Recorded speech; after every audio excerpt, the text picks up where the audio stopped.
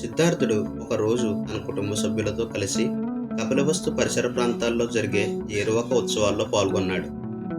సిద్ధార్థుడు ఉత్సవాలకు వెళ్ళినా కూడా సిద్ధార్థుడి మనసు ఏకాంతం కోరుకుంది. తన ఉత్సవాల్లో పాల్గొనకుండా ఒంటరిగా కూర్చొని ఏదో ఆలోచనలో మునిగిపోయాడు. అది చూసిన శుద్ధోదనుడు కలవరపడ్డాడు. వెంటనే శుద్ధోదనుడు సిద్ధార్థుడికి పెళ్లి చేయాలని నిశ్చయించుకున్నాడు. సిద్ధార్థుడి మేనమామ దండపాని కుమార్తె అయిన యశోధరతో వివాహం జరిపించాలని నిర్ణయించాడు. యశోధర తండ్రి తన కుమార్తెకు తగిన వరుణ్ణి చూసి వివాహం చేసేందుకు ధనుర్విద్యా పోటీలు పెట్టాడు. ఇందులో గెలిచి సిద్ధార్థుడు యశోధరని వివాహం చేసుకున్నాడు. దీంతో తన కుమారుడు సన్యసించకుండా పెళ్లి చేసుకున్నాడని తండ్రి శుద్ధోదనుడు ఎంతో సంబరపడిపోయాడు. వివాహం అనంతరం సిద్ధార్థుడు తన భార్యని ఎంతో ప్రేమగా చూసుకునేవాడు. కానీ అతని కళ్ళు దేనికోసమో వెతుకుతున్నట్లుగా ఉండేవి. సిద్ధార్థుడికి అతని రాజభవనం బయటి ప్రపంచాన్ని తెలుసుకోవాలని ఆకాంక్ష ఉండేది. నిజానికి తను ఉండే రాజ్యంలో కేవలం వినోదాలు, విలాసాలే తప్ప ఎటువంటి బాధలను రాజ్యంలో చూసే అవకాశం లేదు. ఒకరోజు గౌతముడు నగరంలో సంచరించాలని అనుకున్నాడు. అప్పుడు తన తండ్రితో నగర పర్యటన చేయాలని ఉందని తన కోరికను చెప్పాడు. నా తదనంతరం రాజ్యాన్ని నువ్వే పాలించాలి కాబట్టి ఖచ్చితంగా ప్రజల గురించి తెలుసుకోవాలని నగర పర్యటన ఏర్పాట్లు చేశాడు శుద్ధోదనుడు. యువరాజు నగరానికి వస్తున్నాడు అని ప్రకటించాడు. దీంతో నగరమంతా సుందరంగా పచ్చని తోరణాలతో అలంకరించబడింది.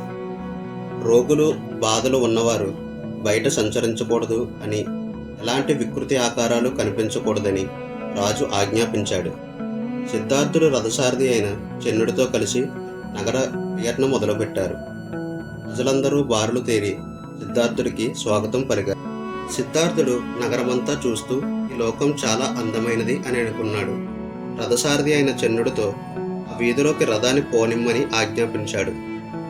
ఆ వీధిలోకి సిద్ధార్థుడు వస్తాడని అక్కడ ప్రజలకు తెలియదు. ఆ వీధికి ఎలాంటి అలంకరణలు, హడావిడి అక్కడ కనిపించలేదు. నడుము వంగిపోయిన ఒక వృద్ధుడు ఒక కర్ర సాయంతో వెళుతూ ఉండడం సిద్ధార్థుడు చూశాడు. అప్పుడు సిద్ధార్థుడు ఎందుకు ఆయన అలా వంగిపోయి ఉన్నాడు అని ఆసక్తిగా చెన్నుడిని అడిగాడు. అతను వయసు మీరిన వృద్ధుడు అని చెప్పాడు చెన్నుడు. వయసు మీరిన తర్వాత ప్రతి ఒక్కరూ ముసలితనంతో, వయోభారంతో కృంగిపోతారని సిద్ధార్థుడు అర్థం చేసుకున్నాడు. ఆ తర్వాత రోజు కూడా సిద్ధార్థుడి పర్యటన కొనసాగింది.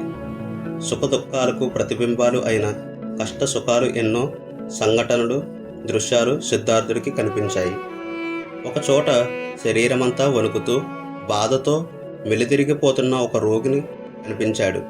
అతను వ్యాధిగ్రస్తంతో బాధపడుతున్నాడని తెలుసుకున్నాడు.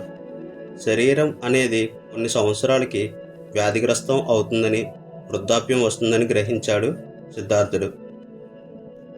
మరికొంత దూరం ప్రయాణించిన తర్వాత ఒక శవాన్ని మోసుకుంటూ కొందరు కనిపించారు. అది ఏమిటి అంటూ చెన్నుడిని అడిగాడు. ఎందుకు అతనిని మోసుకుంటూ వెళ్తున్నారని అడిగాడు. అప్పుడు చెన్నుడు, అతను మరణించాడు ప్రభు. ఆ శవాన్ని శ్మశానానికి తీసుకువెళ్ళి మంటలలో దహనం చేస్తారని చెప్పాడు. ప్రతి ఒక్కరూ మరణానికి గురి కావాల్సిందేనా అని చెన్నుడిని అడిగాడు. అవును యువరాజా, ప్రతి ఒక్కరూ మరణానికి గురి కావాల్సిందే అని సిద్ధార్థుకు చెప్పాడు చెన్నుడు. దానితో సిద్ధార్థుడు ఆలోచనలో మునిగిపోయాడు. ఇక రథం రాజ్యానికి పోనిమ్మని, ఇక చూడాల్సింది ఏమీ లేదని చెప్పాడు సిద్ధార్థుడు. రాజ్యానికి తిరిగి వెళ్ళిన తర్వాత సిద్ధార్థుడు ఒంటరిగా ఆలోచనలో గడవసాగాడు. పుట్టుక, వ్యాధులు, వృద్ధాప్యం, మరణం ఇవన్నీ ప్రతి ఒక్కరి జీవితంలో అనివార్యమని నిజాన్ని సిద్ధార్థుడు గ్రహించాడు. ఈ లోకం దుఃఖదాయకమైనది అని సిద్ధార్థుడు గ్రహించాడు. ఒకరోజు సిద్ధార్థుడి భార్య పుత్రుడి జన్మించింది. సిద్ధార్థుడు తన కుమారుడికి రాహులుడు అనే పేరు పెట్టాడు. కొడుకు జన్మించడంతో శుద్ధోదనుడు, కులవస్తు ప్రజలంతా సంబరాలు చేసుకున్నారు. కానీ సిద్ధార్థుడు మాత్రం ఒంటరిగా ఆలోచిస్తూ నిర్లిప్తతతో ఉండిపోయాడు. తన గమ్యం ఏంటి, తన ధ్యేయం ఏంటి, జగత్తుకి కారణం ఏంటి, దుఃఖదాయకమైన మనిషి జీవితానికి పరమార్థం ఏమిటి, ఇలాంటి ప్రశ్నలన్నీ తన మదిలో మొదలయ్యాయి. వీటన్నింటికీ సమాధానం కావాలని ఆలోచన చేయసాగాడు. కానీ తన భార్యని, బిడ్డని వదిలి వెళ్ళడానికి ఎంతగానో తనలో తాను ఘర్షణ పడ్డాడు. తన బిడ్డకు సంవత్సరం దాటిన తర్వాత సిద్ధార్థుడు ఎవరికీ చెప్పకుండా అర్ధరాత్రి రాజభవనాన్ని విడిచిపెట్టి బయటకు వెళ్ళిపోయాడు. ఈ విధంగా సిద్ధార్థుడి సన్యాసి జీవితం మొదలయ్యింది.